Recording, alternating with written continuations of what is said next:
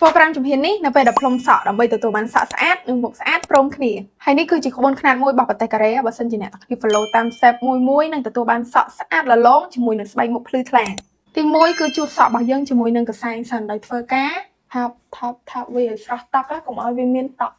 ទី2គឺធ្វើការទៅដោះសក់របស់យើងជាមួយនឹងក្រេះសិតសក់សិនហើយក៏មិនយើងសិតអញ្ចេះដែរធ្វើការសិតពីខាងក្រោមទៅដោះវាតិចសិនមក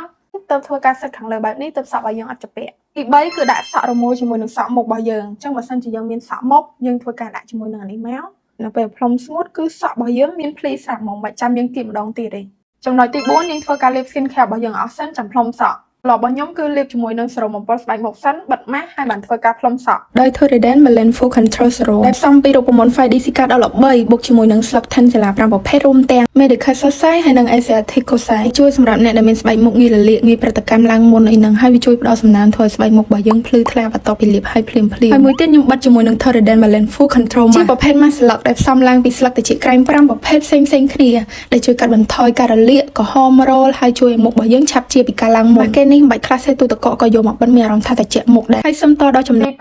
ធ្វើការលាបស្រោមសក់ហើយផ្លុំជាមួយម៉ាស៊ីនរបស់យើងដែលមានកម្ដៅក្តៅល្មមពេលដែលយើងបិទម៉ាស់មុនផ្លុំសក់បែបនេះគឺល្អខ្លាំងមែនទែនព្រោះអីគឺវាជួយឲ្យមុខរបស់យើងជៀសពីកម្ដៅទោះបីជាត្រូវជាមួយនឹងម៉ាស៊ីនផ្លុំសក់ក្តៅក៏ដោយតោះគ្នាអាចមកពីស្បែកមុខរបស់ខ្ញុំនៅពេលដែលបកចេញហើយគឺ glow glass skin មកមកទៀតគឺយើងធ្វើការ make up តិចមក